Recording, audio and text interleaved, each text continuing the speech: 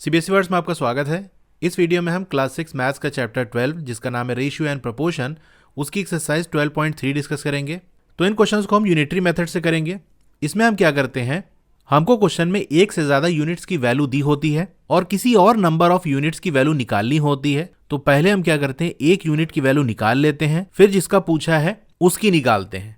तो जो दिया होता है उससे एक यूनिट निकालने के लिए हम डिवाइड करते हैं, फिर एक यूनिट जब आ जाता है तो अब जितने का पूछा है उसको निकालने के लिए जो दिया हुआ है, जितने का पूछा है उससे मल्टीप्लाई कर देते हैं। यानी पहले हम डिवाइड करेंगे फिर मल्टीप्लाई करेंगे। जैसे ये पर देखो 7 मीटर क्लॉथ का आपको दाम दिया है कि इतने रुपए का है, तो 7 मीटर का दिया है ना। पहला काम आप क्या करोगे, 1 मीटर का निकालोगे। अब 1 मीटर का कैसे निकलेगा, डिवाइड करना पड़ेगा। किससे डिवाइड करेंगे, 7 से डिवाइड करेंगे। यानी हमारा ये 7 मीटर है, अगर इसको हम 7 से डिवाइड कर दें तो क्या हो जाएगा, ये 1 मीटर बच जाएगा। और 1 यूनिट का हमको पहले निकालना है तो 1 मीटर का आ जाएगा। अच्छा 7 को इधर डिवाइड करें हैं तो 7 मीटर क्लॉथ 1470 का है, इसको भी 7 से डिवाइड करेंगे तो यहाँ पर हमको जो वैल्यू निकलेगी वो 1 मीटर की आ जाएगी। अब क्वेश्चन में हमको 5 मीटर का पूछा है, तो ये बताओ 1 मीटर से हम 5 मीटर कैसे बना सकते हैं, 5 से मल्टीप्लाई करके, तो आपका 5 मीटर का आ जाएगा। अब 1 मीटर जितने का है उस क्वांटिटी में भी 5 मल्टीप्लाई करेंगे। एक और चीज का आपको ध्यान रखना है, जो चीज आपको दी है वो स्टेटमेंट के फॉर्म में इक्वल के लेफ्ट साइड लिखा जाएगा। ठीक है, जो दिया है इक्वल के लेफ्ट साइड लिखा जाएगा स्टेटमेंट के फॉर्म में, और जो हमको निकालना होगा वो नंबर के फॉर्म में इक्वल के बाद लिखा होगा। ये सारी चीजें हम करेंगे तो आपको क्लियर होगा। अभी बस सुनते रहो कि करना क्या है हमको।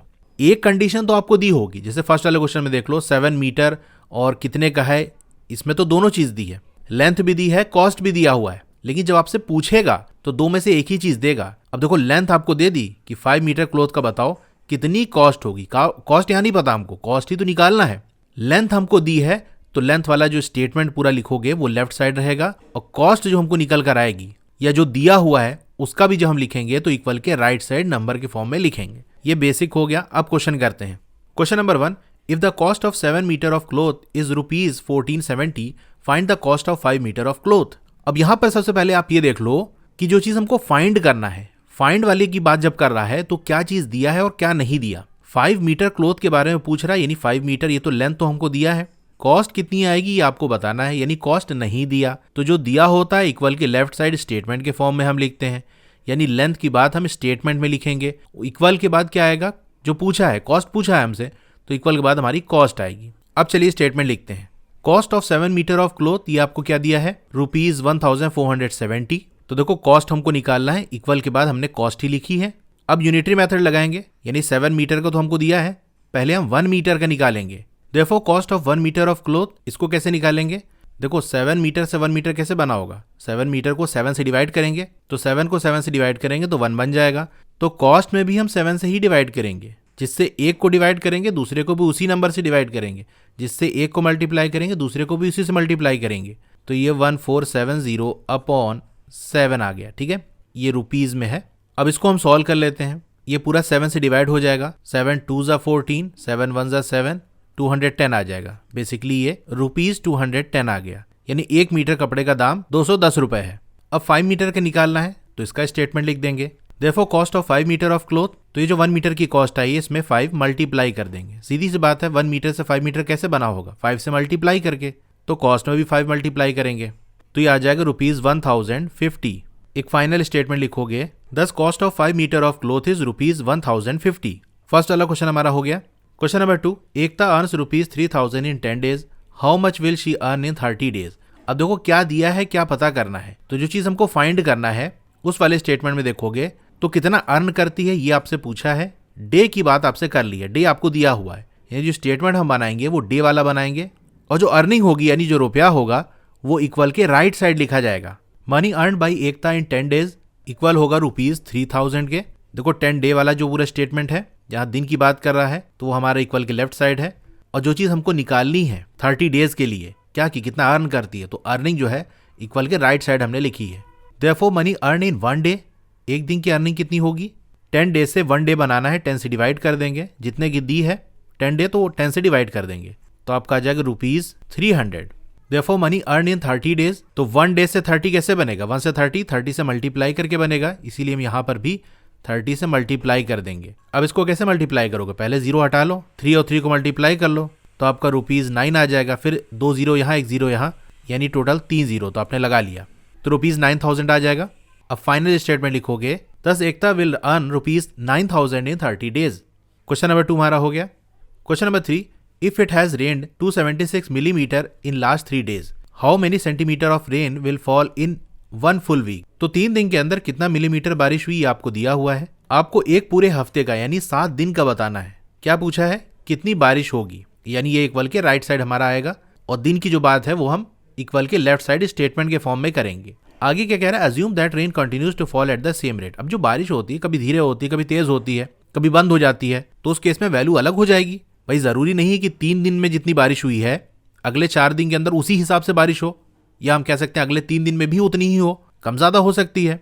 तो इसीलिए हमको यहाँ पर स्टेटमेंट लिख दिया कि आपको मान के चलना है कि जैसे बारिश हो रही थी, जैसे 3 दिन हुई, जितना हुई उसी रेट से उसी हिसाब से ये पूरा हफ्ता बारिश हुई है। तो अब आप बताओ, आप लिखोगे major of rain in 3 days, कितनी बारिश हुई है, 276 millimetre. Therefore measure of rain in 1 day, 276 को हम 3 से डिवाइड कर देंगे, 3 9s are 27, 3 2s are 6, तो 92 मिलीमीटर आ गया। Therefore measure of rain in 1 full week, पूरा हफ्ता यानी 7 दिन में कितना होगा, इस 92 मिलीमीटर को 7 से मल्टीप्लाई कर देंगे तो आपका 644 मिलीमीटर आ जाएगा। क्या इसके आगे भी हमको कुछ करना है कि बस यही वैल्यू है? अगर आप इतना लिख दोगे तो आपका आंसर हो जाएगा गलत। कैसे गलत हो जाएगा, क्वेश्चन में क्या पूछा है पहले फिर से पढ़ो। How many centimetre of rain, कितना बारिश होगी, सिंपल ये पूछ लेता तो मिलीमीटर में दे देते, वो भी सही था, सेंटीमीटर दे देते वो भी सही था, लेकिन अब सेंटीमीटर की बात करा कि सेंटीमीटर में बताओ कि कितना सेंटीमीटर रेन हुई है, तो अब सेंटीमीटर में इसको बदलना पड़ेगा। उसके लिए कुछ नहीं करना, मिलीमीटर से सेंटीमीटर बदलना हो तो 10 से डिवाइड कर दो। 10 से डिवाइड करोगे तो राइट से एक डिजिट के बाद डेसिमल लग जाएगा, क्योंकि 10 में 1 0 होता है। इसको आप डायरेक्ट लिख सकते हो 64.4 सेंटीमीटर। फाइनल स्टेटमेंट लिखोगे, the 64.4 centimetre of rain will fall in 1 full week. Question number 3 हमारा हो गया। Question number 4, cost of 5 kg of wheat is ₹91.50। A वाले ने पूछा what will be the cost of 8 kg of wheat. यहाँ क्या दिया है, देखो मेन वाले स्टेटमेंट में केजी और कितने का है वो दोनों दिया है। जो हमसे पूछ रहा है उस वाले पार्ट में हमको 8 kg दिया है, क्वांटिटी दिया हुआ है, कॉस्ट के बारे में पूछ रहा है, यानी इक्वल के साइड हमारे कॉस्ट वाली वैल्यू लिखी जाएगी, इक्वल के लेफ्ट साइड केजी वाला स्टेटमेंट लिखा जाएगा, यानी वेट वाला statement. Cost of 5 kg of wheat equal ₹91.50। अब 1 kg का निकालेंगे, therefore cost of 1 kg of wheat, इसके लिए हम जो कॉस्ट है उसको 5 से डिवाइड कर देंगे। अब डेसिमल को हटा के पहले नंबर डिवाइड कर लो, 5 1 ज़ा 5, 41 आ जाएगा, 5 8 ज़ा 40, 1 5, 5 3 ज़ा 15, और ये 0 रह गया तो ये 0 यहाँ आ गया, तो आएगा ₹1830। अब क्योंकि यहाँ पर देखो 2 डिजिट के बाद राइट से डेसिमल लगा था, तो यहाँ पर भी 2 डिजिट के बाद लग जाएगा, यानी 18.30। Therefore cost of 8 kg of wheat equal ₹18.30। इसको 8 से मल्टीप्लाई करेंगे। अच्छा, ये लास्ट का 0 हटा सकते हो, कोई मतलब नहीं है, डेसिमल वाले में लास्ट में जो बिल्कुल 0 आता है डेसिमल के बाद, उसको लगाओ ना लगाओ कोई मतलब नहीं है, तो हटा देते हैं। अब 5 से इसको मल्टीप्लाई कर लो, यहाँ मल्टीप्लाई भी इसी तरह से आप करोगे, डेसिमल हटा के पहले मल्टीप्लाई कर लो, फिर राइट से एक डिजिट के बाद डेसिमल था ना, तो जो आंसर आएगा उसमें राइट से एक डिजिट के बाद डेसिमल लगा देना, तो आपका आ जाएगा 146.40। इसमें भी लास्ट में 0 लिखो चाहे हटा दो, कोई फर्क नहीं पड़ेगा। दस cost of 8 kg of wheat is ₹146.40।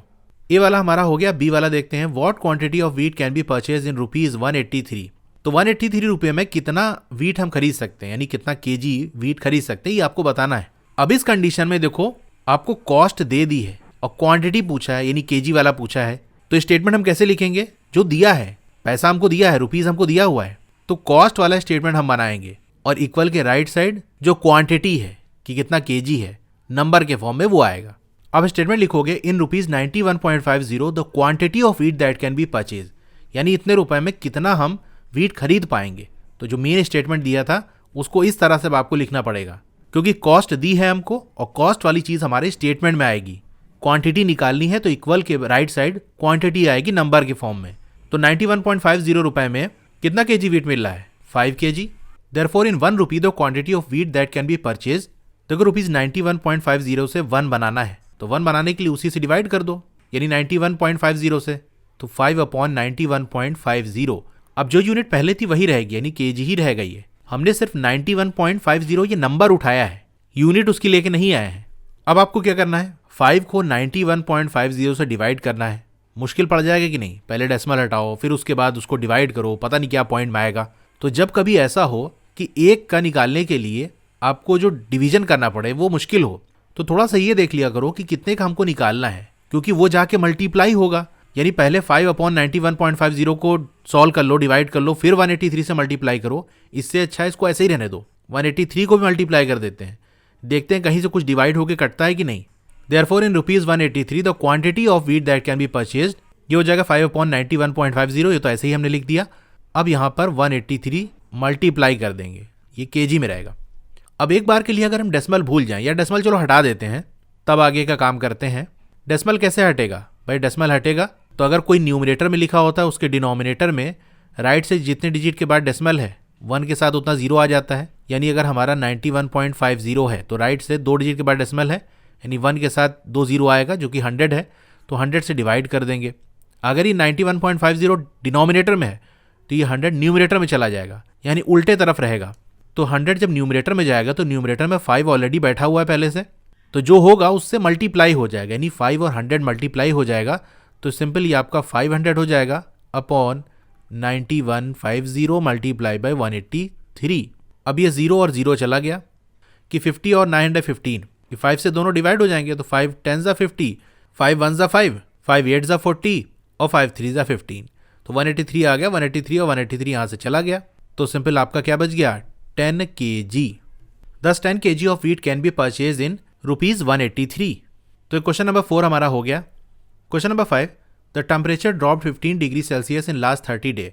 तो 15 डिग्री टेम्परेचर कम हो गया पिछले 30 दिनों में। If the rate of temperature drop remain the same, यानी जिस रफ्तार से टेम्परेचर कम हो रहा है उसी तरह से कम होता रहे, how many degree will the temperature drop in the next 10 days. तो अगले 10 दिन में कितना ड्रॉप होगा। तो डेज हमको दिया हुआ है कि अगले 10 दिन के अंदर कितना डिग्री ड्रॉप होगा, यानी टेम्परेचर हमको निकालना है। टेम्परेचर निकालना है तो इक्वल के राइट साइड टेम्परेचर नंबर के फॉर्म में होगा और डेज के फॉर्म में हम स्टेटमेंट लिखेंगे इक्वल के लेफ्ट साइड, जैसा कि हम करते हुए आ रहे हैं।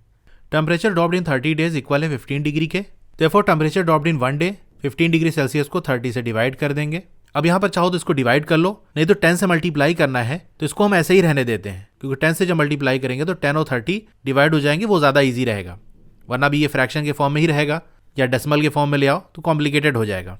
Therefore temperature dropped in 10 days, 15 degree Celsius upon 30, 10 से मल्टीप्लाई कर देंगे, 10 3 ज़ा 30 और 15 को 3 से डिवाइड कर लो, 3 5 ज़ा 15, तो ये आपका 5 डिग्री सेल्सियस आ जाएगा। 5 degree temperature will be dropped in next 10 days. तो क्वेश्चन नंबर 5 हमारा हो गया। Question number 6, Shaina pays ₹15,000 as rent for 3 months. तो शाइना 15,000 रुपए किराया देती है 3 महीने का। How much he has to pay for a whole year if the rent per month remains same. कितना उसको पे करना पड़ेगा, कितने टाइम के लिए, फॉर अ होल ईयर, पूरे 1 साल, 1 साल मतलब 12 महीने के लिए। अगर जो किराया है वो सेम रहता है, किराया बदल जाएगा तब तो अलग वैल्यू आएगी, लेकिन अगर किराया सेम है उस केस में बताओ कि 12 महीने में उसको कितना किराया देना पड़ेगा। यहां भी आप देखोगे तो मंथ आपको दे दिया, और कितना पे करना है, कितना पैसा देना है, ये हमको नहीं पता, ये निकालना है। तो जो निकालना है इक्वल के राइट साइड रहेगा नंबर के फॉर्म में, और जो चीज़ हमको दी है, टाइम हमको दिया है, मंथ हमको दिया है, तो वो स्टेटमेंट के फॉर्म में इक्वेशन के लेफ्ट साइड होगा। अब लिखोगे रेंट फॉर 3 मंथ्स, ये बराबर है ₹15,000 के।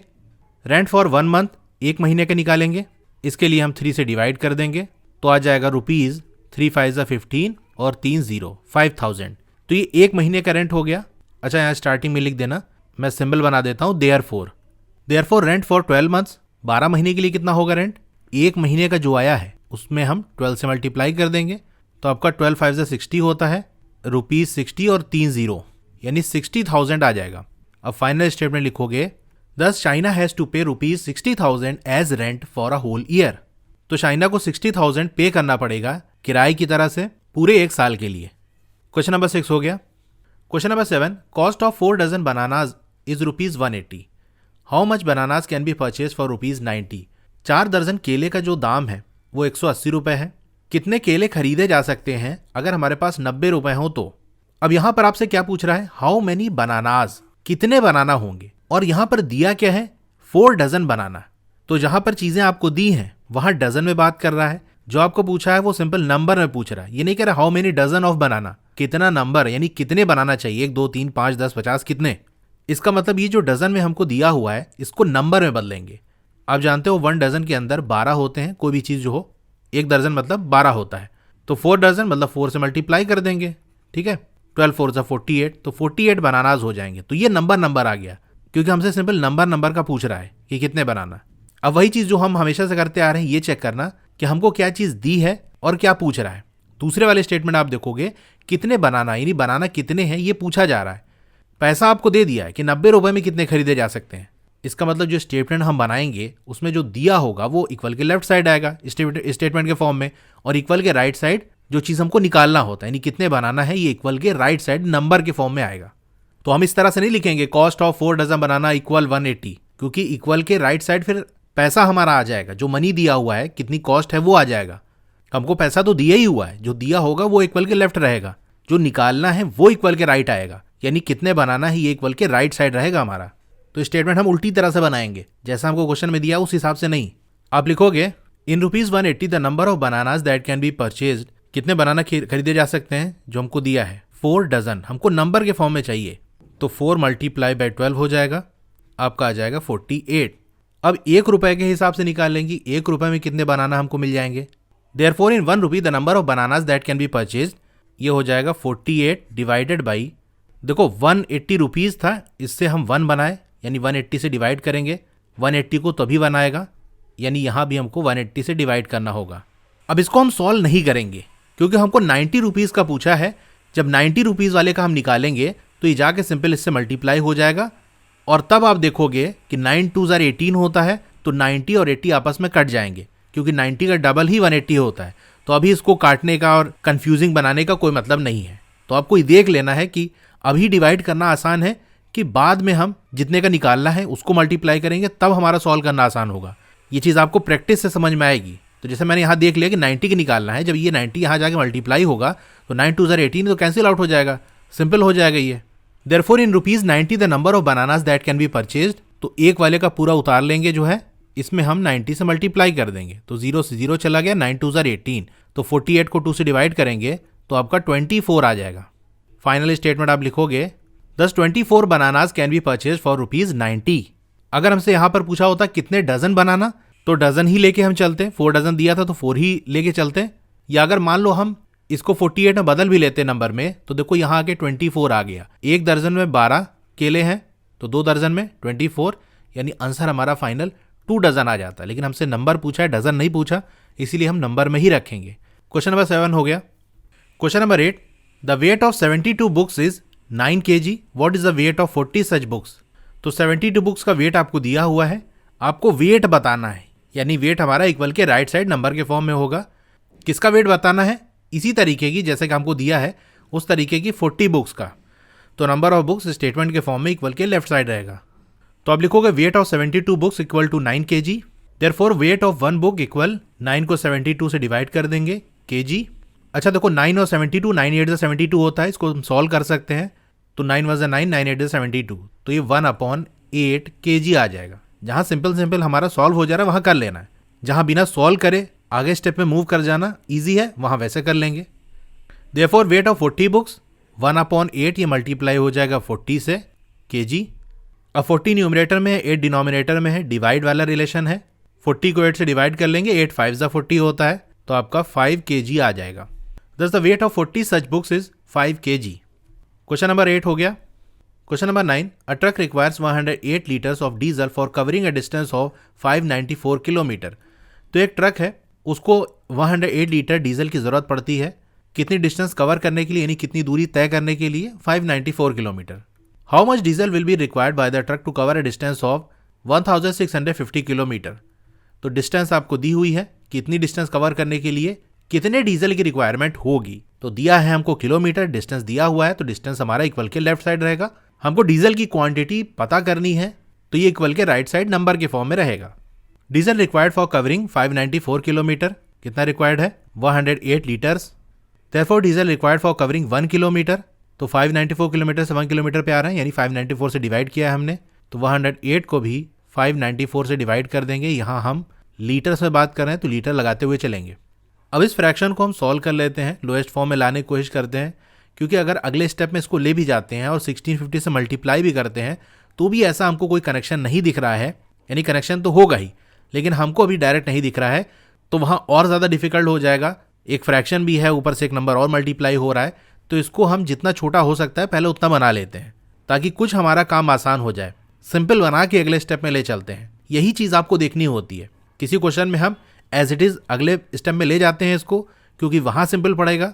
अब यहाँ पर हमको यहीं पर सॉल्व करना आसान पड़ रहा है, तो हम यहीं तक सॉल्व करेंगे। 108 और 594 क्या ये 2 से डिवाइड हो जाएगा? बिल्कुल, 1 वाली प्लेस पे एक इवन नंबर है तो डिवाइड हो जाएगा। 2 5 10, 2 4 8, 2 2 4, 2 9 18, 2 7 14। अब 54 और 297, देखो 297 2 से डिवाइड नहीं होगा। क्या ये 3 से डिवाइड होगा? तो हाँ, 3 से डिवाइड होगा। डिजिट का आप सम कर लो तो 18 आएगा। 18 3 से डिवाइड होता है। 54 भी 3 से डिवाइड होगा। 5 और 4 को ऐड करोगे 9, तो सम अगर 3 से डिविजिबल है तो वो नंबर भी डिविजिबल होगा। आई होप आपको डिविजिबिलिटी रूल याद हो। देखो यहाँ पर अप्लाई हो रहा है, वरना आप चेक करो एक तरह से, वरना रूल से आप डायरेक्ट देख लोगे, आपको पता चल जाएगा। तो 3 से डिवाइड होगा। 3 1 ज़ा 3, 3 8 ज़ा 24, 3 9 ज़ा 27 और 3 9 ज़ा 27। अब देखो 9 से डिवाइड हो जाएगा। 9 2 ज़ा 18 और 9 11 ज़ा। तो अब ये सिंपल बन गया। अगले स्टेप में हमारा काम आसान हो गया। ये हो जाएगा 2/11 litres. Therefore diesel required for covering 1650 kilometre, ये बराबर होगा किसके? 2/11। इसमें मल्टीप्लाई कर देंगे 1650 को। अब 1650 क्या 11 से डिवाइड होगा? तो देखो क्वेश्चन ज़्यादातर इसी तरह सेट किया जाता है कि सिंपल होकर आंसर आ जाए। तो बहुत ज़्यादा चांस है कि ये जो 1650 है 11 से डिवाइड हो जाए। अब एक तरीका तो ये है कि आप इसको डिवाइड करके चेक करो। दूसरा, डिविजिबिलिटी रूल अगर आपको 11 का याद होगा तो देख के ही बता दोगे कि 11 से डिवाइड होगा कि नहीं होगा। मैं यहाँ पर लिख देता हूँ 1650। क्या ये 11 से डिवाइड होगा? हम क्या करते थे? इवन प्लेसेस और ऑड प्लेसेस का सम कर लेते थे। जैसे हम राइट से स्टार्ट करें तो ये फर्स्ट पोजीशन, फिर सेकंड छोड़ के थर्ड, इसका सम कर लो तो 6 + 0 आपका 6 होता है। इवन जो प्लेसेस यानी सेकंड वाली प्लेस और फोर्थ वाली प्लेस, 5 और 1 ऐड करोगे तो 6 आ जाएगा। इसका डिफरेंस निकाल लो तो 6 - 6 करोगे तो 0 आ जाएगा। अगर इस तरह से होता है कि इवन और ऑड प्लेसेस का जो सम है वो 0 आ जाता है, इसका मतलब वो नंबर 11 से डिविजिबल है। तो बस अपना काम हो गया। यहाँ पर आप लीटर्स लगा देना। 11 से डिवाइड होगा, आप रफ में कर सकते हो, मैं यही डायरेक्ट कर देता हूँ। 11 1 ज़ा 11 होगा, 11 1 ज़ा 11, 16 में से 11 चला गया तो 5 बचा, उसके बाद ये 5 है तो 55, 11 5 ज़ा 55 और ये 0 उतर आया।